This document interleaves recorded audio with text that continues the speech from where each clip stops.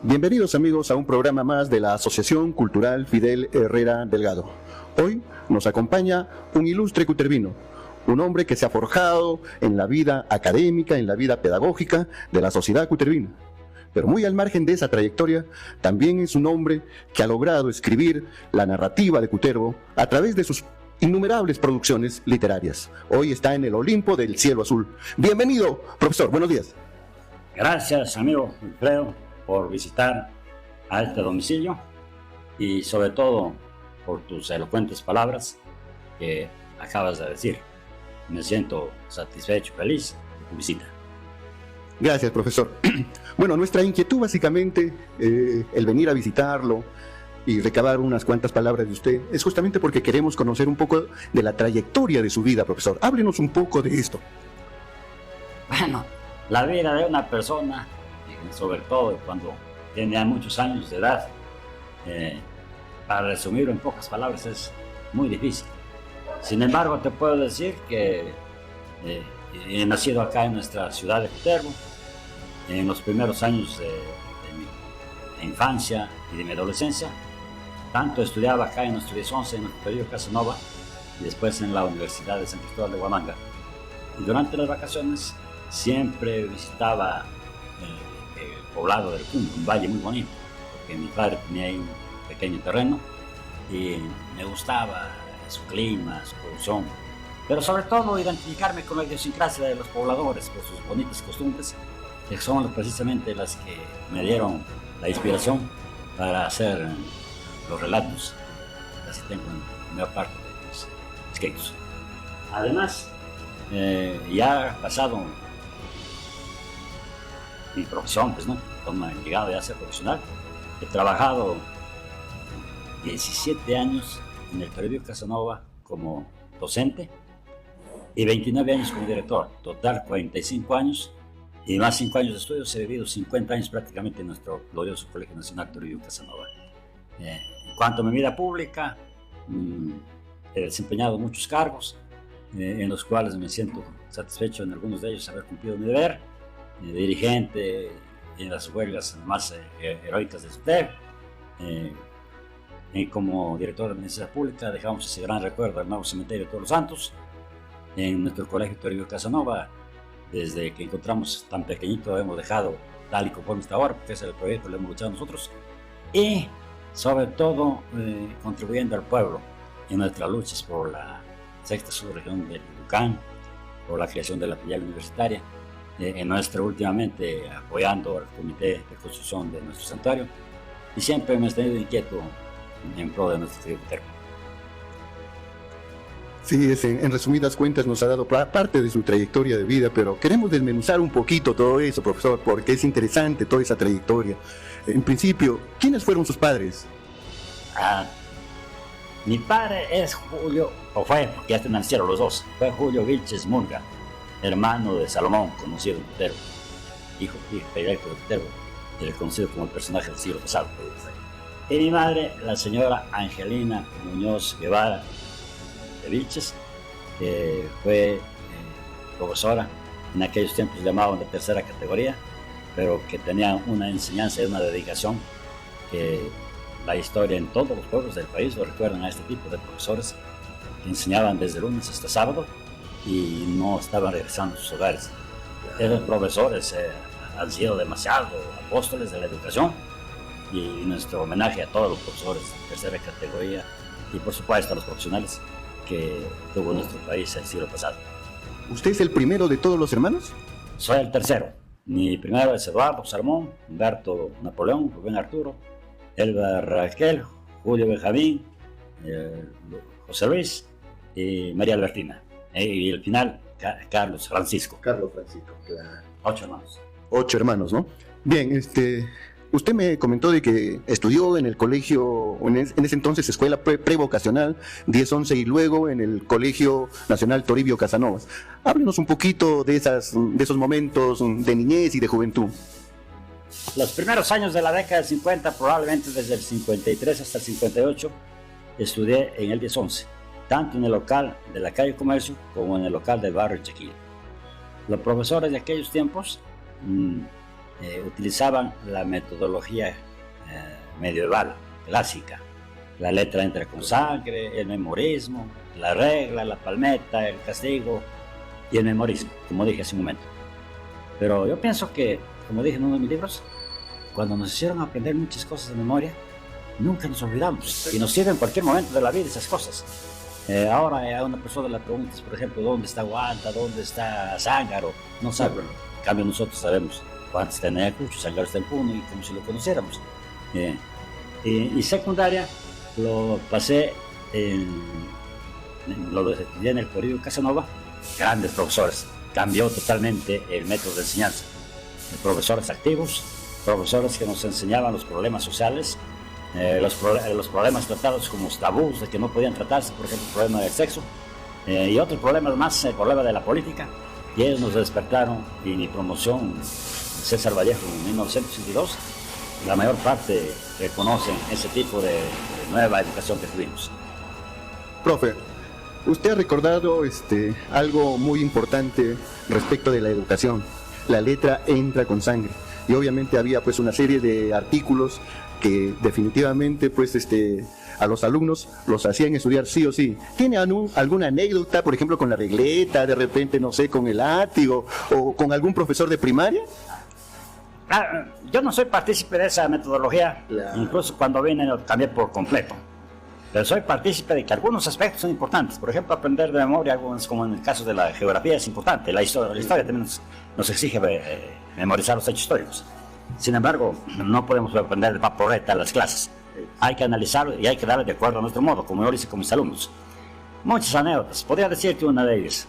Alguna vez, un profesor que abusaba de la regla, el alumno no contestaba en la pizarra y él encolorizado, porque antes los profesores parecían coléricos todos, tomó la regleta y lo castigó al alumno y lo vimos que su pantalón se manchó de sangre.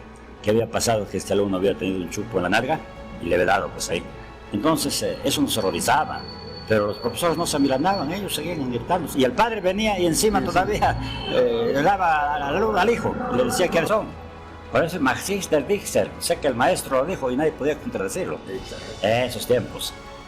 Bueno, recordamos, pero te voy a decir también que todos los que conversamos de nuestra generación y de las que se fueron, yo he conversado con personas muy mayores, ya que ya no están presentes, y todos reconocen a sus profesores antiguos, que gracias a ellos aprendieron, no sobre todo los conocimientos, sino la forma de comportarse, la forma de conducta, de cumplir con los valores morales, la verdad, la puntualidad, la honradez, el patriotismo, la religiosidad, el compañerismo, todas esas cosas, apoyar al pobre, que hoy nos hace el saludo, todas esas cosas que van perdiéndose, esas se practicaban y con el mirar de los padres, pobre aquel que no habíamos saludado al vecino, o el vecino le contaba que no saludaba al hijo, o ellos se enteraban y nos daban de latigazo a veces.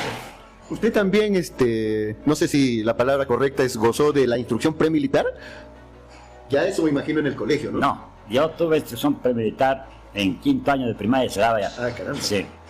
Y en el colegio a los 5 años, que hay instructores.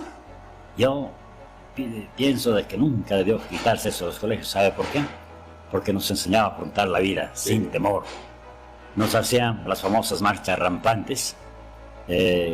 Practicábamos con unos fusiles Mauser que se habían empleado en la guerra con Chile y que lo habían llenado de cemento, eran pesados, y nos hacían rampar en el Sportivo, hoy Juan Maldonado, nos llevaban a bajar con marcha rampante, empujándonos con los codos, esa bajada de las Tres Cruces, donde había espinas de caracuaches, y de caracuaches no, sino el ratón que decimos. Claro. Entonces nos decían pues que debe formarse el soldado con rigor, casi a la tipo espartano. Y recuerdo también que nos enseñaron el tiro de fusil. Allá en el campo de tiro era en el terreno de las Tres Cruces, de la familia Guevara. Ahí el fusil, en el momento de la detonación, percutía la culata, y por lo menos nos hacía retroceder 2 o 3 centímetros del cuerpo, era muy duro. Sí. Y teníamos que cerrar los ojos y no dábamos pues la puntería. Pero algunos sí, tenían más fuerte, se miraba no se apretaba, no cerraba los ojos, se aguantaba el golpe y se acertaba a tiro blanco. Hay muchas anécdotas, las marchas de sacrificio, no de campaña se van, las marchas de campaña, sacrificio de la huelga, las marchas de campaña, con las argelinas, con los morrales, con el fusil, a veces a Socotra, a veces hasta San Andrés, o a veces a algún lugar distante, para ir aprendiendo por lo que era la vida militar. Pero al lado de eso nos enseñaban la vida de los héroes, cómo eran las guerras, el civismo que han tenido los peruanos de la guerra con Chile, en el conflicto con el Ecuador, los héroes. Y sobre todo nos enseñaban a querer y respetar nuestros símbolos patrios, a entonar con fuerza el himno nacional. Y lo más bonito era cuando cantábamos el himno premilitar, hoy de pie de nombrar el futuro, se hace el grito de la juventud. Adelante la patria nos llama, antes que todo el Perú. Y seguía, muy lindo esos decimos. Y uno entraba con fuerza, con vigor a estudiar. Ahora todo eso ha cambiado, ni existe, ni sabe la gente. Sí, definitivamente. A ver. ¿Quiénes fueron sus compañeros de estudios? Yo tenía una promoción muy numerosa. Cuando ingresé, fue la primera vez que el colegio se desdobló. Sección de varones y sección de mujeres. Fue el 58, precisamente el año en que se realizaron las bodas de plata. El tercer año nos juntaron a las dos secciones ya. Y hemos terminado como 50 personas. Una buena cantidad. Ya muchos de ellos son fallecidos. Voy a enumerar algunos pocos para recordar los 50, que recuerdo por lo menos que la conoció del pueblo. Augusto Fernández, el doctor Guillermo Rivera, Juan Sánchez Centurión, Hernán Flores Cubas, Floridoro Zuleta Heredia, Ernesto Flores, Altamirano, Naco Río Salazar. Tenías a tantísimos nombres de mujeres. Tenemos a Aurora Ríos, tenías a Naulinda Ríos, Olga Ríos, María Guevara, en fin, tantísimas Teresa Ríos. Uno como sabe, la edad casi se estaba borrando nombres. No, sí, definitivamente, han pasado tantos años también. Luego de haber terminado... A Fico Vera también fue su promoción. Ah, caramba. Escucha, va a decir qué pasó que no me dejó. Yo he querido entrevistarlo también a Fico Vera allá en Lima, pero lamentablemente siempre se negaba porque me decía que estaba un poco malito. Un saludo para el doctor, ojalá que no se esté viendo. Espero que se siga recuperando en cuanto a su salud, ¿no? Profesor, luego de haber terminado ya la etapa del colegio, pasa ya a la universidad. Sé que estudió en la Universidad Nacional de Huamanga, ¿no? Háblenos un poquito ya de esa parte de su vida. Bien. Cuando yo terminé, en el Perú había sociedades. No había en Chiclayo, no había en Piura, no había en Cajamarca. Entonces tenía un hermano mayor que trabajaba en los... Y había terminado, mi hermano Humberto estaba... No, Cajamarca. Estaba estudiando en Cajamarca, en el primer año, y mi madre me dijo, no me alcanza no se alcanza el presupuesto para apoyarte. Así es que yo iba a ir al ejército. ¿Ah, caramba? Sí. Y ya tratamos juntos con Hernán Flores y mi otro compañero Ernest Flores. Él es el único que se fue al ejército. Hernán se fue de policía y yo, mi hermano, me hizo un telegrama que viaje a Ayacucho. Viajé cerrando los ojos. Como habíamos estudiado bien, no hubo problema en el ingreso, ingresé. Pero había un cambio rotundo de todo, social, económico, político, cultural. Era otro mundo, otra realidad totalmente. Sí, definitivamente. Pero el hombre es adaptable. Me adapté e incluso cuando ya terminé, más me sentía como ya escuchando que termino, porque son 5 años que estaba ahí. Ahí cambia, pues ahí venía un estudio de la universidad, el estudio clínico. Ahí se estudiaba por créditos, por semestres, por series. Y al comienzo me fue un poquito difícil adaptarme, pero después ya comencé a estudiar bien, incluso tenía media beca en los últimos años. Yo gocé del comedor de la residencia de estudiantes, era la universidad que tenía comedor y residencia, muy bueno, estudiaba hasta el día de hoy. ¿Se pagaba ahí también? Una parte, muy cómodo. Muy cómodo. Y era muy bueno. Claro. Entonces tuve esa suerte y tener brillantes profesores. Entre ellos, por ejemplo, el historiador argentino Silo Santisteban, Luis Guillermo. Incluso también fue mi profesor, pero de filosofía, pero en algunas clases, Abimael Guzmán, recién había llegado a sus tiempos, era joven. Estoy hablando, claro, pues estoy hablando del 63 al 67. Claro, no había vestigios ni sombras de lo que fue después Sendero Luminoso, no había. Incluso en Ayacucho pasábamos las noches en serenatas, bohemias, los estudiantes no había ni poquita policía había. Era una ciudad muy tranquila en mi época.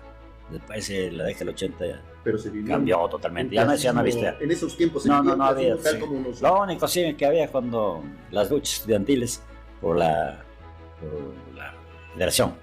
Ajá. La lucha tremenda era entre los apristas y los de izquierda. Siempre ha sido esa rivalidad. Eso ha sido pues, en las universidades antiguas. Entonces ahí me gradué de profesor de ciencias sociales.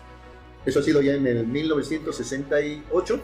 Ya en 68 me gradué en febrero del 68 y me inauguré acá en el Casanova precisamente el 1 de abril de ese año. Ah, caramba, o sea que Ahí ni mismo. bien terminó, Ahí automáticamente mismo, sí. consiguió plaza acá en el Jovencito, Colegio de acá, Nacional. no se acuerda mis alumnos, por eso recuerdan que yo ¿Qué vine edad hice un tenía? cambio ya como dije en su momento, de eso un poquito de la educación tradicional a la escuela nueva hicimos, activa, participativa, y hubo un cambio, al alumno se le daba más confianza, más amistad, se le comprendían algunos problemas, se le orientaba, y eso siempre recuerdan, pues. Incluso tú has sido mi alumno. Sí, sí, por supuesto, definitivamente, ¿no?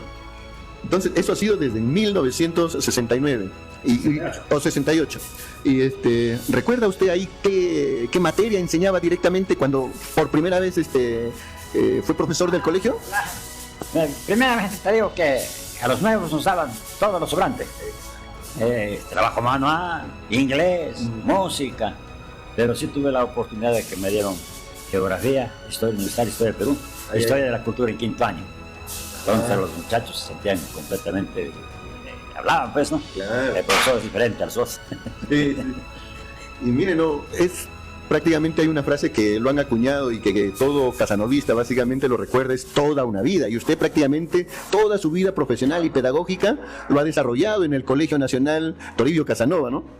Sí, pues, el año de la huelga, el 78, 79, yo fui secretario provincial del SUTE. El 79 me cesaron.